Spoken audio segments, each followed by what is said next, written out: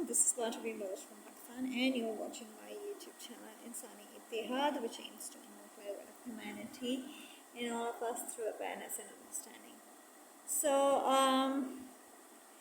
it was the birthday of my country on 14th of August, and it was also my birthday.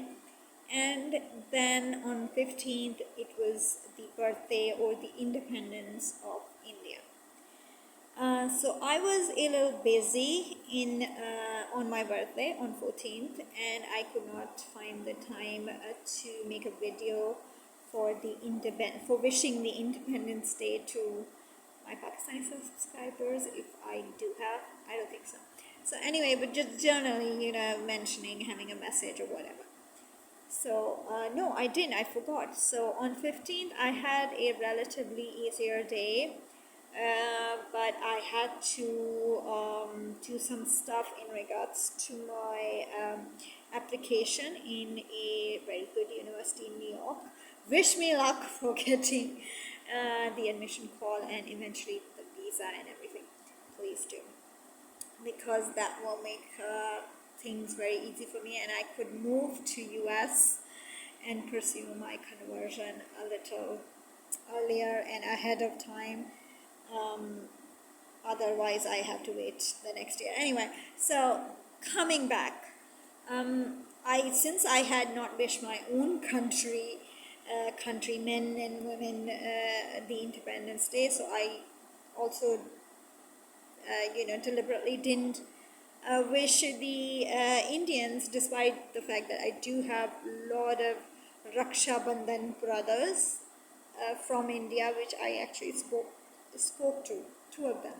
One of them in his entire family, and it was really good to see him and his family, Pabiji, his wife and his children. So great to see him after so long. He had some issues with his health and all that. So a belated happy independence to the Pakistanis, and a belated not actually very late, because it's just 16th of August. So a very belated happy birthday and independence to Pakistan, and very belated, not very belated, but a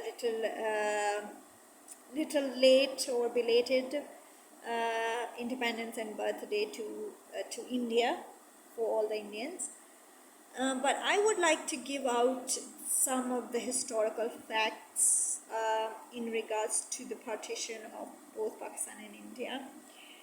Since it's the first Independence Day happening after the death of a very amazing and inspiring Punjabi singer Sidhu Moosewala. So I thought that this message should go out to the young people and world at large, people whoever is watching, either Pakistani or Indian. This is a message, and I think they should know. In our history books, these facts are not told, and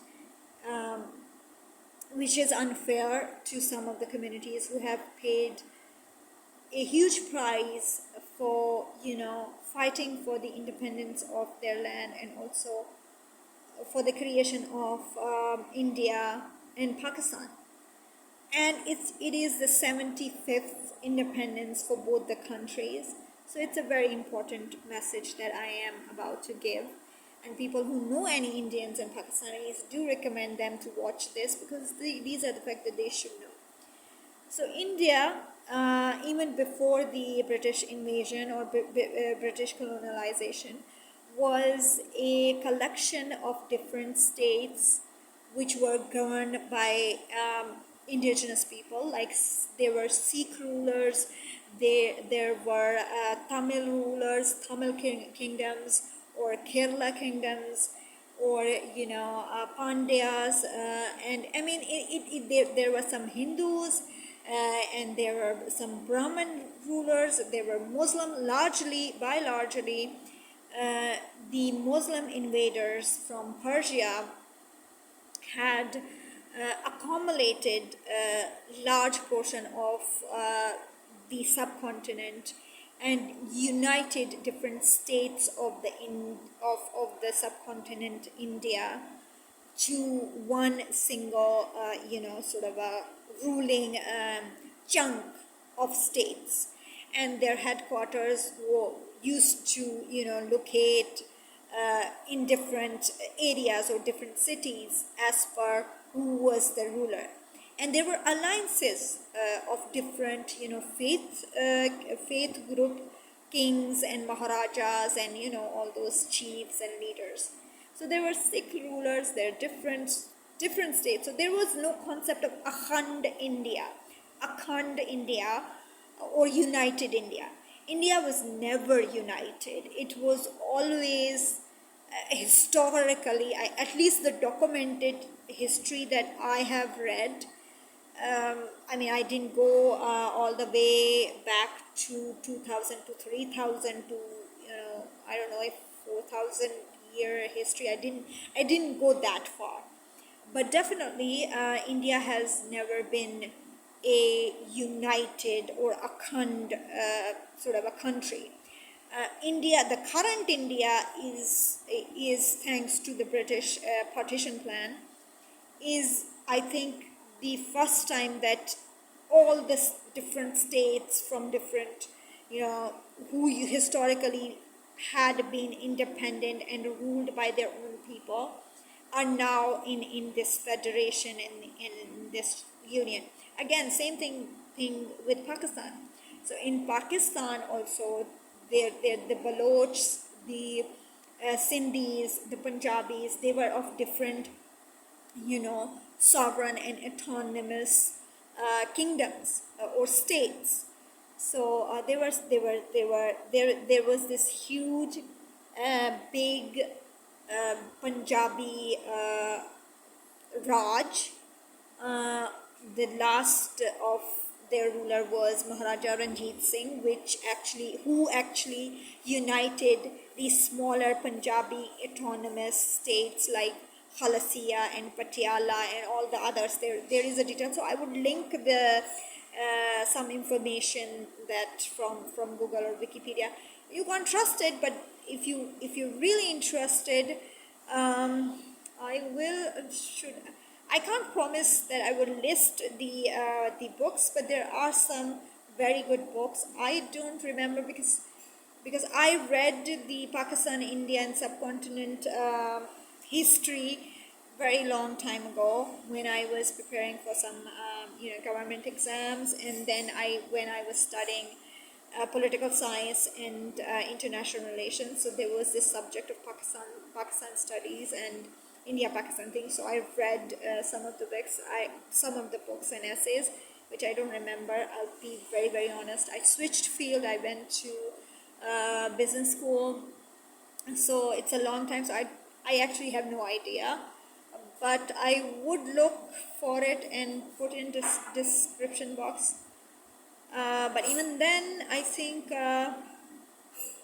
if you Google some of the very good books on Punjabi history or subcontinent history, you would have the idea. But I think one of the most powerful and large kingdoms united by Maharaja Ranjit Singh was of the Punjabi Sikh kingdom, which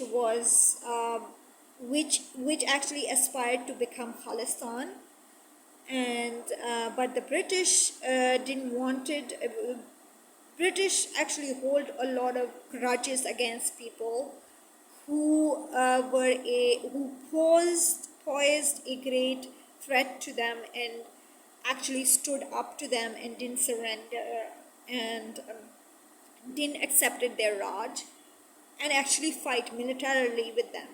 So these Sikh rulers have fought not just with the British but with the Persians, the Persian Muslims and the pagan Persians, and then Alexander was also was stopped by the Sikh leaders, and there is this Khyber Pass, which is a crossing point between then Afghanistan or the tribal areas into the mainland of Pakistan, NWFP, or the Khyber Pakhtunkhwa province, which is now renamed um, after getting rid of the name that the British gave the Khyber Pakhtunkhwa province. It was NWFP, Northwestern Frontier Province.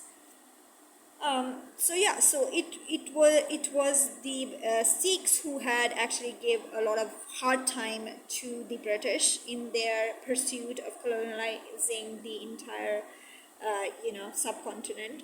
Then there were Balochs, who had also had taken arms and actually fought militarily against the British Raj. And then there was this nexus of Gujaratis and Bengalis and Orissa people in the First World War, and then again in the Second World War, to conspire a politically motivated revolt or war against the French and the British by strengthening the German ideology of the Aryan race. So the Gujaratis, the people, the influentials from Orissa and Bengal and all those areas were actually did participated in this campaign against the British rule in India. So the British, in return, when they had won the war with the help of the Allied forces, basically America. So, so because had the Americans didn't, come saving the butts of the European colonialists, then the world, they would have, miserably failed, and the communist Russians and the Germans would have killed half of the Europe and, actually basically ruled, and we would have this crazy world by now.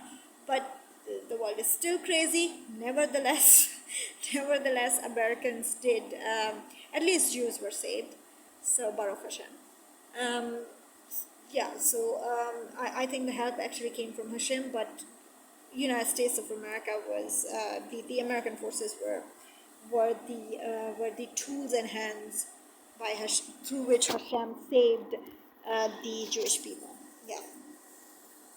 So these people, like Sikh people, when when the British and the French actually won the Second World War, so they decided that now that we have been hit so bad, and it won't be financially feasible to rule big colonies like the subcontinent of India, which required a lot of traveling time and expenses to bear. And these fake myths that Kangana Ranaut and Sadhguru tell you that, or these Indian pseudo intellectuals, from the Congress Party, or other places, that that the British actually gained a lot of fortune and treasure from India, the subcontinent, India, Pakistan, Bangladesh. It's a myth. It costed both the French and the British, and actually the Portuguese, a lot of money to develop actually the subcontinent. Pakistan was a dry land with no systems and nothing. The legal and socio-political, there was actually nothing. Yes, the Persian Mughals had built some infrastructure, but that infrastructure used to revolve around the monarchy itself. So the tombs and the fortress or the fortresses or the the palaces or whatever, these developmental, or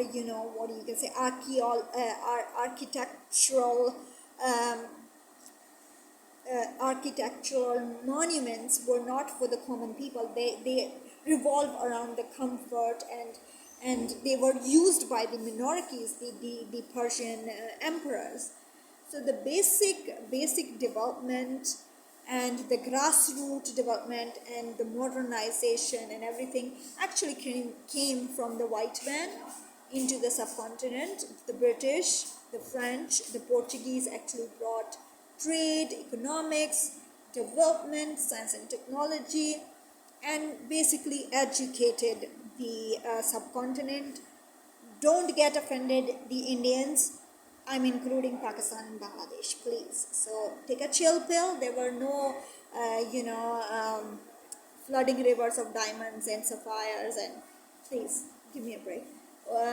Yeah, so yeah, so the foreign invaders actually developed India so very much. Before the invaders, it was basically all the lower caste were worshipping the Brahmins, and the Brahmins are actually violating the women's of the lower class women and then degrade them as untouchables. So there is nothing very, you know, something to be proud of or something to be very good in the subcontinent before the British or the white man actually invaded it. But anyway, the British had this way of taking out their grudges, and they never forgot their enemies. So here's what they did. They divided the Punjab into half, given half of, more of Punjab to Pakistan, the state of Punjab, which was ruled by largely Sikh kings or chiefs or whatever you can call. And then it's, I think, 48 or 47% was given to India, the collective and the collective alliance of Sikh rulers compiling into one state. They actually wanted independence, and their state was to be named as Khalistan, but that was denied by the British, because obviously how could they give a sovereign independent state to people who actually had stood up to them and fought with them militarily, and they had ego issues that they never surrendered. They had made pacts with the East India Company, the Britishers, but they basically had their own sovereign, territorial sort of existence maintained. So half of the India, 47-48% was given to the Indian part, and then they divided into Haryana, Himachal and Punjab. So it became like 3 states out of that. And then the half or more than half, which is like 42, 43, 52, 52, 53% was given to Pakistan. So that there is a border between the two Punjabis. One Punjabi is on the Pakistan side, and the other Punjabi is on the Indian side. And whenever there is a war, I mean, those people who actually licked the asses of the British, they could have popcorns along with the British and actually enjoy the fiesta of the two countries fighting with each other. So yeah, the Gujaratis actually licked the British asses and the Western asses big time. That's why you would see a lot of Gujaratis having successful businesses, not only in India, but also in the diaspora USA, diaspora Europe. They are the most successful of all the Indians, you can see. And also the South Indians, they were like less violent, more into negotiating and we are with you kind of people. So they were spared also by the British division plan or partition plan. The Orissa, again, they were from Subhash Chandra Bose actually comes from there, his hometown. He's a Bengali though, but yeah, those people are also submissive, and they again licked the Western asses, so they were spared. But Bengalis, on the other hand, had a bit of attitude issue, so that therefore Bangladesh was also divided into 2 states. One was Bangladesh, the Muslim, or the East Pakistan, before 1971, and then the other side is with India, who the the state of Bengal, whose capital is Calcutta. Calcutta? Yeah. Anyway, so, and then of course the Balochs.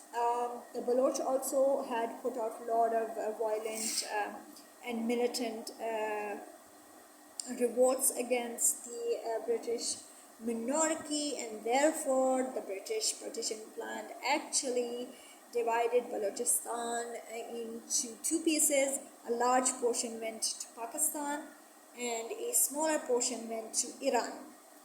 And the same thing again, I mean, like I said, Independence Day and, the British partition. How can I forget my beloved Israel?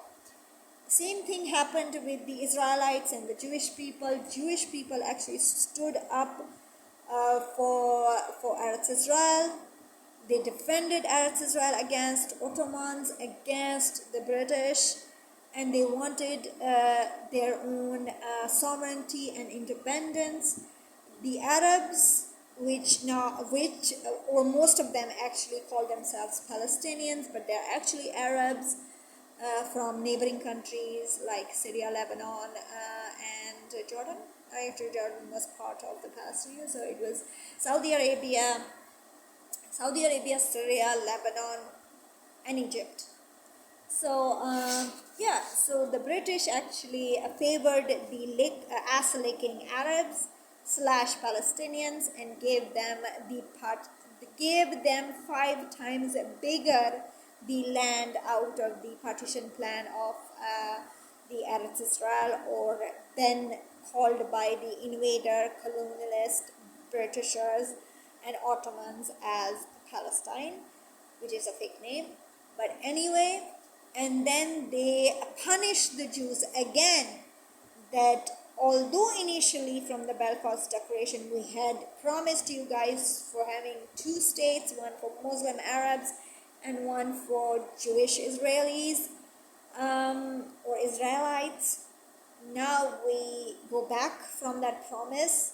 We have given Arabs, our ass lickers, 5 times bigger portion, and now what's left of this tiny little strip, which is actually Eretz Israel and a portion for the Jewish Israelites, we want you to give a large portion again to the Arabs, who now call themselves Palestine. So for the Belfast Declaration, the British actually fucked it up by just because they had this anti-Semitic grudge over the British, over the Jews, who actually stood up against and revolted, militarily revolted against the British,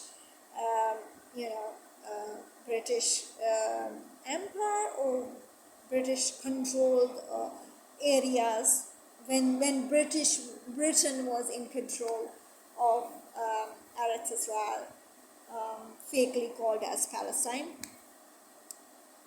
And they punished it by saying that now out of this portion, you have to give a state to Palestinian people, who are actually Arabic people, because they speak Arabic, and they eat Arabic, and they wear Arabic.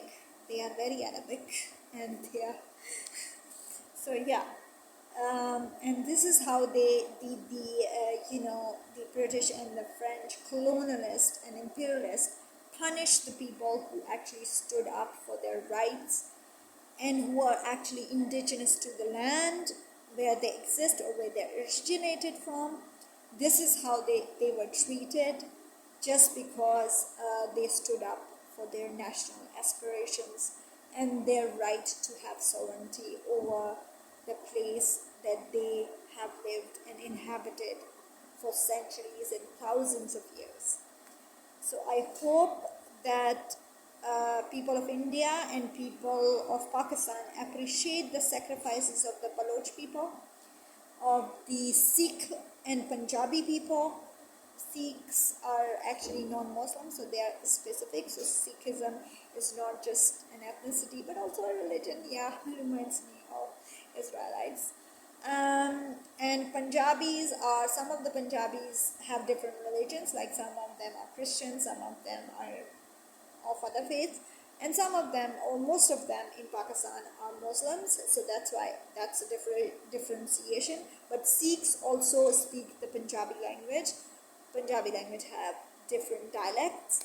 So yeah, so appreciate the Sikhs and the Punjabi people for their sacrifice. Appreciate the Bengali people for their sacrifice, because if they had not sacrificed their land and their people, and get their states partitioned by an invader imperialist, Pakistan and India wouldn't be in the shape that they are right now. So be grateful. I was invited to this very wonderful interfaith celebration of the Independence Day on 14th of August by one of my, not actually friend, but acquaintance. But unfortunately, I had some family plans, and I had to be with my family.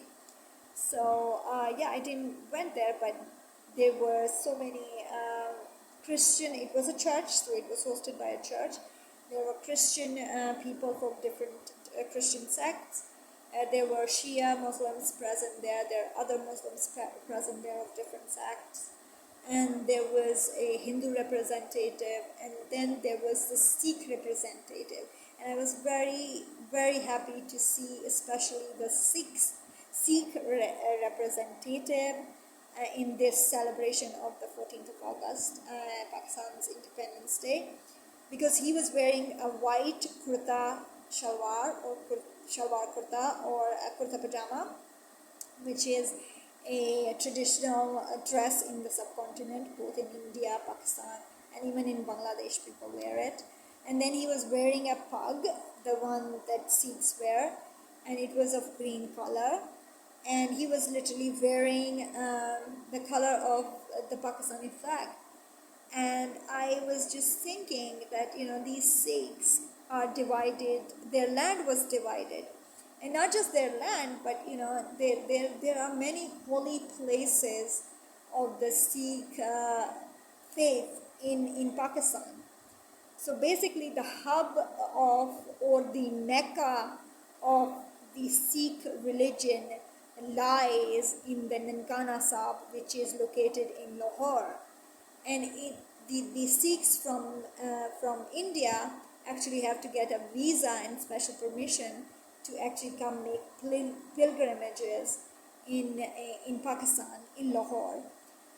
And yet they have, sacrificed their land, their religious sentiments for the creation of both Pakistan and India, and for that line which goes across the two countries.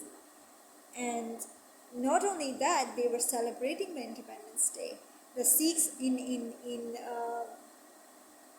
India are celebrating, the independence on 15th, and the Sikhs in Pakistan are celebrating the independence on 14th. And their loyalty is with both the countries. Yet, in India, they are seen as Khalistanis and terrorists, and they are not very, very welcomed in Pakistan either.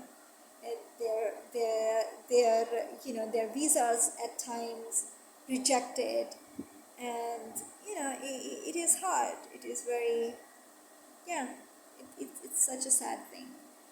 So I would say that do think about those people, be grateful for their sacrifices, and Sidhu Moosewala shouldn't have been called as a Pakistani agent or terrorist just because he spoke for the rights of the farmers in Punjab, and just because he was there in the procession or the dharna that the procession and the protest that the farmer protest had in Punjab.